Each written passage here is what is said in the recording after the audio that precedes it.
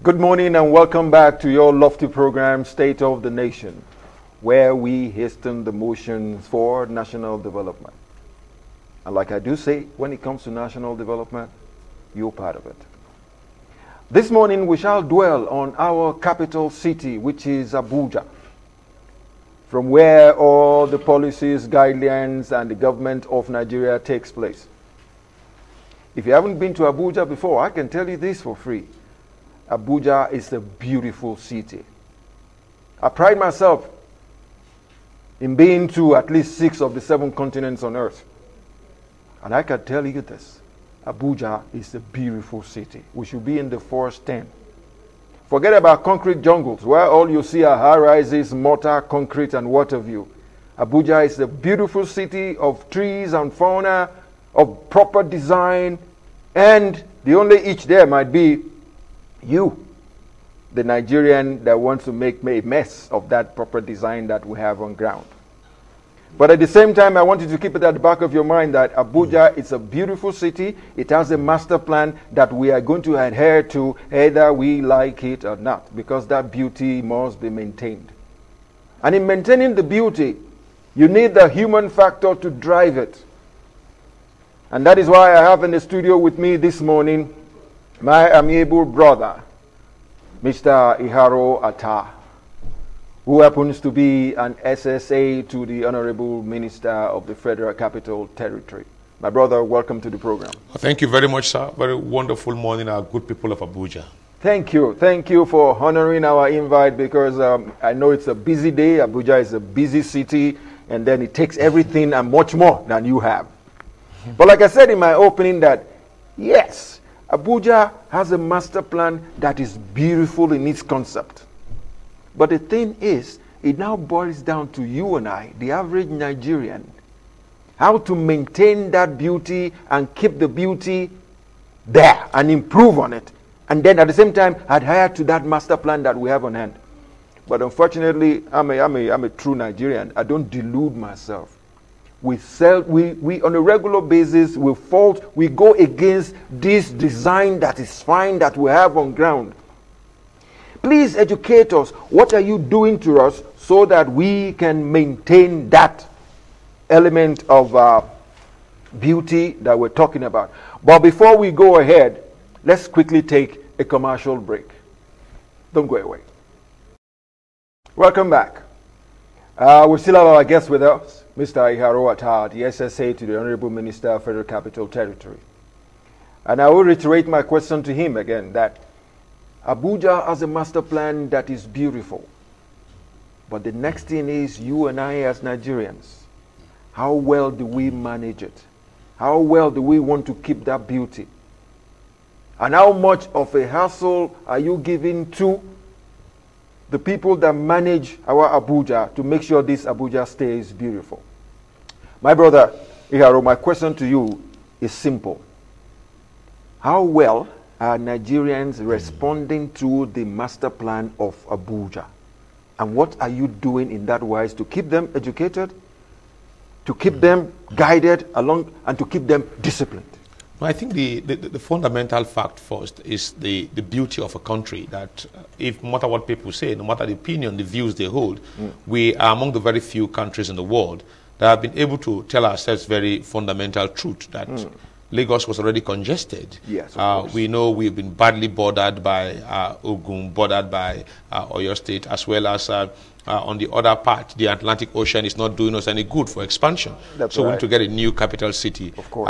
Long before many persons today were born, great men took decision to say, let's come to this center. At some point, it was not so welcomed, but later on, it became so accepted that even to today, even as at today, everyone seems to be pouring into this landmass here called Abuja, and everyone is looking for a living. I think the fundamental fact is people understand very well that Abuja is a planned city. It's a city planned from the scratch. Men came from Lagos, approved by the then military president to start work in Abuja. And they actually worked, and we know that XYZ will be XYZ. The first secretariat would be here. This particular one ought to be here. This ought to be here, and all of that. Although those who are in planning, the planners have always told us that there is room for review as time goes on. They review the plan because the plans are not cast on stones. That they will review the plan. But I think the people buying into the master plan and understanding it is something that we need to still be driving, because many persons understand Abuja has a plan. They know it very well. Abuja has a plan. But trying to maintain this plan going forward appears to be a bigger problem. Like what we also tell some persons is that for those of us who are in and around government, particularly the FCT administration, we must start to make the people own the city. If they own the city, they want to protect the city. Of course, if they own the city, they won't even allow you to do some things you feel you want to do. Like dropping a container by the roadside, conscripting the road, putting trash anywhere you want to put, go and look, getting a green area by virtue of some powers that will soon expire. You want to quickly build on green areas, build on waterways. You want to contravene the master plan, make Abuja look like an urban slum. I think in all of this, many persons, most people know that there is a master plan, but few other ones within the population are trying to rape the master plan. And that's where sometimes we bring in enforcement. Oh, that's very good. That's very good, because for everything in life, there has to be that element of discipline. Correct. Once there is no discipline in any institution, it will go haywire. Correct.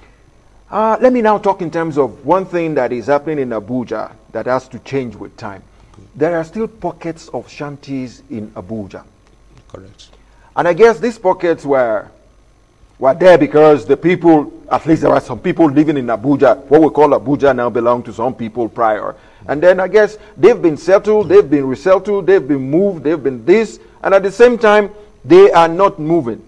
Coupled with that, they extend their level of nuisance to a higher level. Because I have been able to see some instances where your department in FCT has been able to say, my people, don't come this far.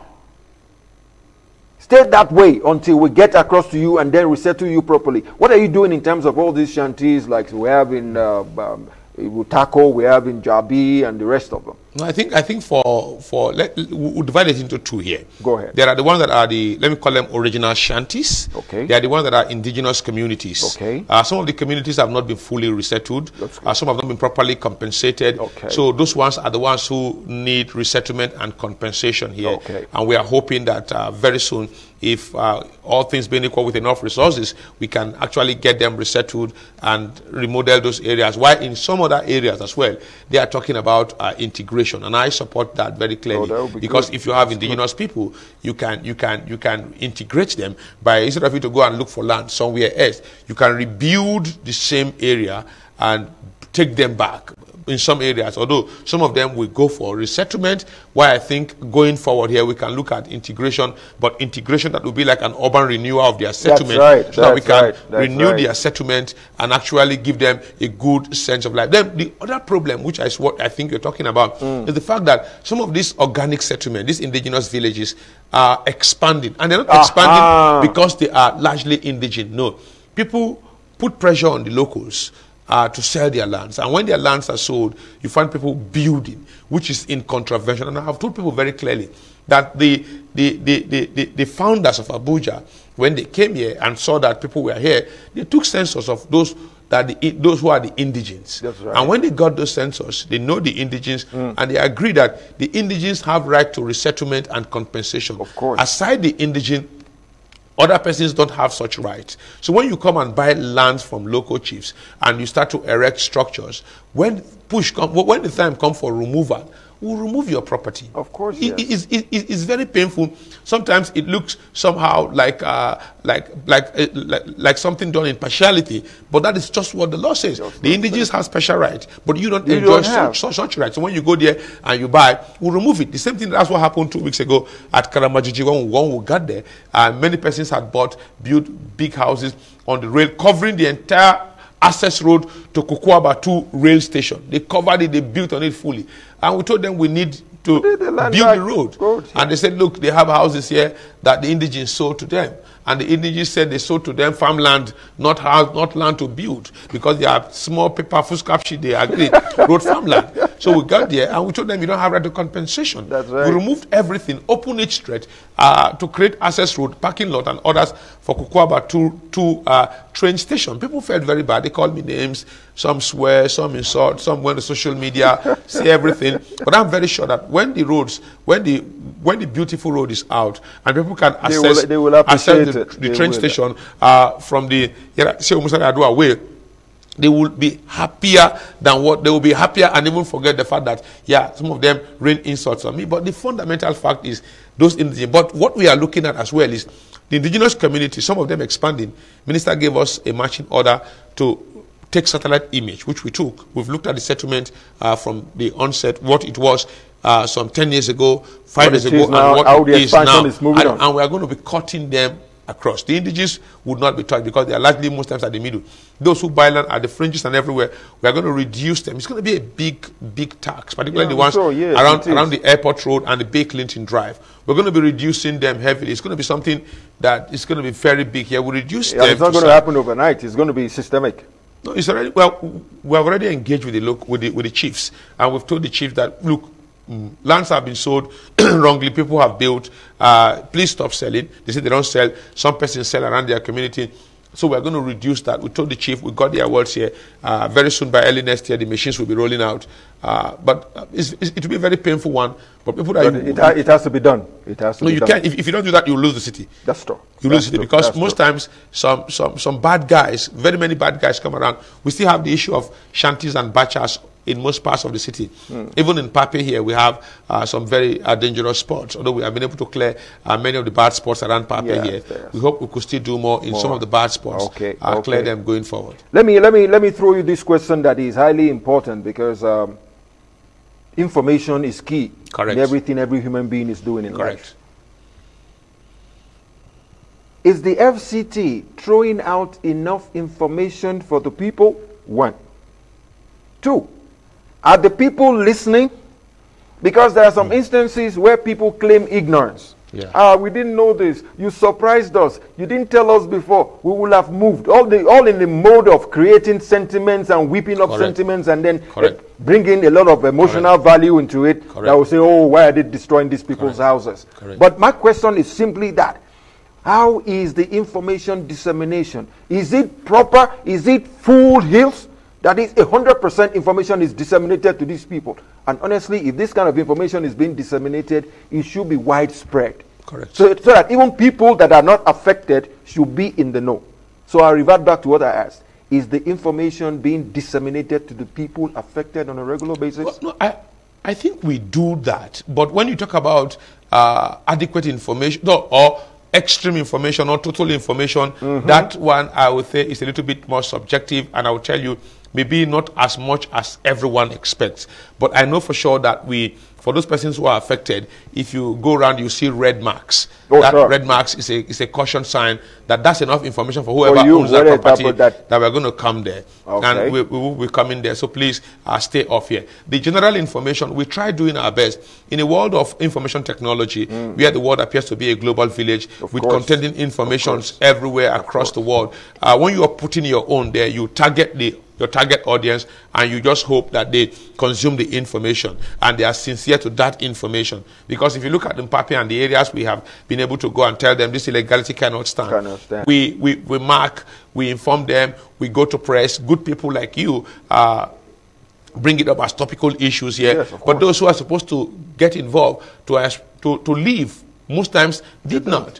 We had to come there with the machine. Someone was just chatting with me this morning, a very senior government official chatting with me this morning, that he came to Pape and the areas we cleared, people are already building it back. They are rebuilding it back. And I told them, check the buildings they are rebuilding. We have all marked the buildings back for demolition. And they are still living there. They are still rebuilding. And he told me, how far have we gone? Yesterday, journalists came. I spoke to a couple of journalists and I told them we are going to remove all rebuilt illegal structures, particularly the worst ones are in Pape. Gwarimpa asked this here, and we've warned them, we've appealed to them, we've marked the structure, we've even served them notices, and they still keep doing that illegality. And the person just said we should do more. I said we keep doing more, but what I only understand, after all of these notices served, or what we've done, the only time they move is when the machines when the are dozers and they are standing in front. Of Sometimes it even gets so bad that they will be watching you until the bulldozer hits the window. Then they will say, Oga, I want park. Oga, allow us park. But you've given them two months, 2-3 months notices. You've served them. You fulfilled all legal part. And worse off is that they don't even have any legal document to the said properties that they have on the ground. One man just use a rope or whatever, or his leg, for you, and mark it down, and you money. dig, and the next thing the man disappears, you gone. Those are problems. Then we told you that people in Mpape, those in the old market, please leave the road corridor. Leave the road corridor. They are still there. When we come to clear, they will say nobody give them notices. We've been crying out that. Those in Gwarimpa, in Yarkaswa, Tipa Garage Market, they have occupied a road corridor, a road stretch. Although the road have not been built, but they've converted it to a marketplace, allocated it to themselves, and one man there just making huge amount of hundreds of millions of naira. We told them, leave the road corridor open. It can't be a market. It's a road corridor with some little buffer lands by the side. Leave it open. We will still be going there. When you go there, after we have marked, we've sent notices and everything, the next thing somebody picks up his phone on social media, oh, this is my shop, they came here with caterpillar, things are hard, I am suffering, no, I am this, oh, Atta is wicked. And the next thing you discover that the person, but the beauty is that when the people uses the road and they pass freely, they would discard such misinformation. Of course, yes. Of course, yes. Thank you for your insights. And to you, our viewers out there, I would like to reiterate what my brother Iharu has given to us here. Information are being disseminated to you. There is one word I would like to tell you. Are you hearing what you are listening to? Are you listening to the information that is being passed to you? Are you being stubborn and ignorant not to listen to the information given to you? Are you just plainly trying to whip up sentiments that, oh, this is where I live, this is my bread, this is my breadwinning office? For God's sake, you were somewhere before you came there. And when you came there, you were informed that where you are is inappropriate. And you still go ahead with it. There are examples that I have seen, that I keep seeing here in Mpape. Like my brother said, there was demolition. And you wouldn't believe it, 2 months or maybe a few weeks afterwards, they have started erecting structures. Well, you don't need to worry about that. No. You will come back at them. No, very soon. Everything. And they will all go before Christmas. That's what I am telling you. I am informing you now. Learn how to listen to guidelines and policies of government so that you don't fall shy of a demolition order. But at the same time, my brother, I would like to ask you something that even goes, we're talking in terms of informal sector, my people, my everyday people. I still want to talk about people are called the elites. Part of the design of Abuja says, in terms of infrastructure, there is a road, there is a verge, and there is a sidewalk. Okay. You will find out that even within the city itself, you will find out that these are our so-called elites and the rest of them, they've abused the verge, they've abused the walkway. You will find them turning walkways into car parks. You will find them, some verges are gone. Correct.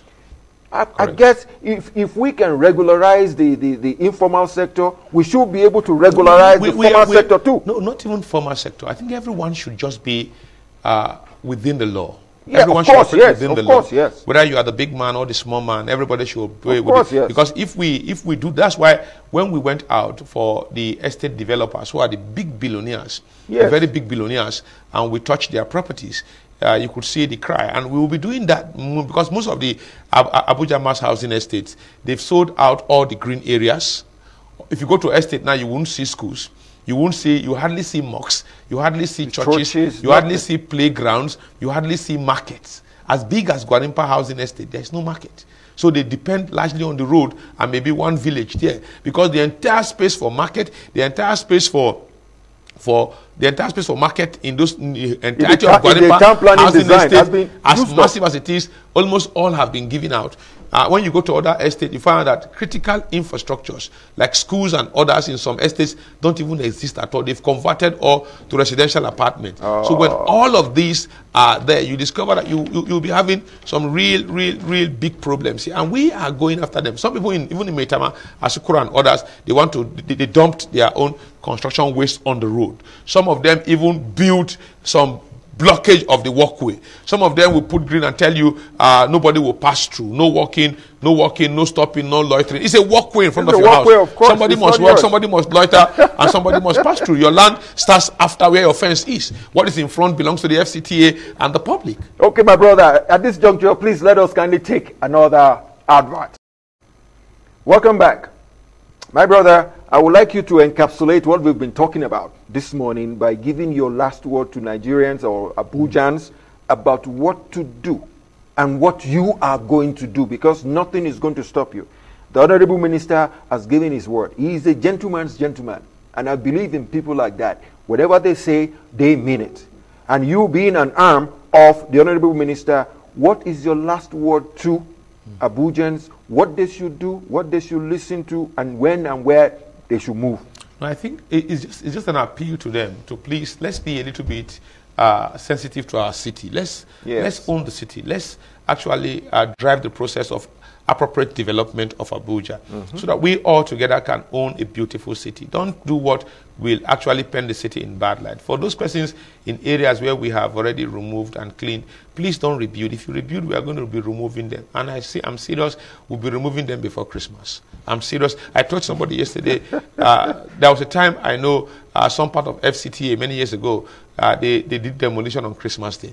If it takes us removing illegality, because people are trying to build hurriedly at this period, believing that we have gone for Christmas. Gone for a break. We've not gone for Christmas. The machines are being lubricated, they are being serviced, in readiness. and within a short time, we'll be going out, even this week.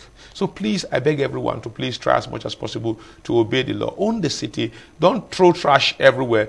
Keep the city clean. Estate developers, don't go beyond the land approved for you.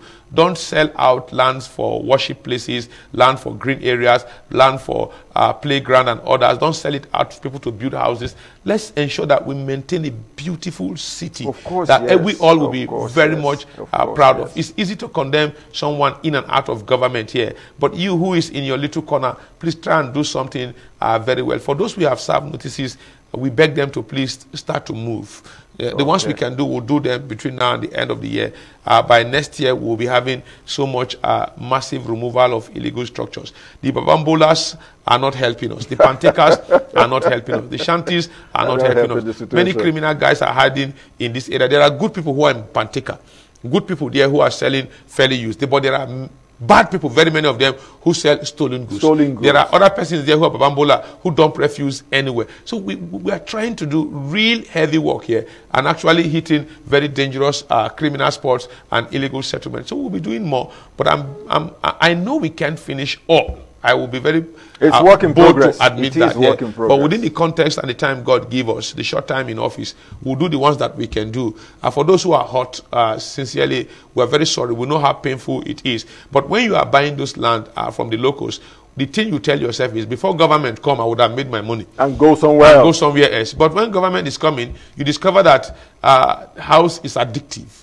It's addictive. When you own a property, you fall in love with the property. You're addicted to the property. So even if it's a small hut and they're asking you to go, or a small container or a small batcher, you shed tears, you cry, we feel your pain and everything. But so please get good things. And those of you who are rich, don't waste your money so much on illegal areas.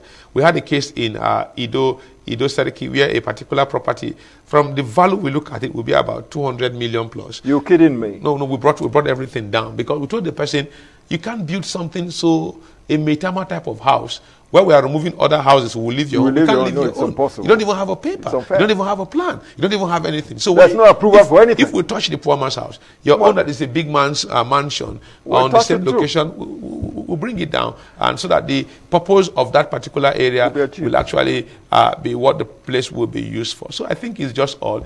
We're praying that we could do all of this together with the cooperation and support, so that once we push through all of this, we'll be happy and we'll have a city that we all can enjoy and be very proud of. Thank you very much, my brother Iharu Atta. Thank you very much, sir. And to you, my viewers out there, you've heard it from him. He is the man from the Honorable Minister of the FCT, and he is telling you live and direct what the situation is. He shares your empathy. He is a Nigerian like you are, but at the same time, he is telling you simple brass tacks, simple ABCs.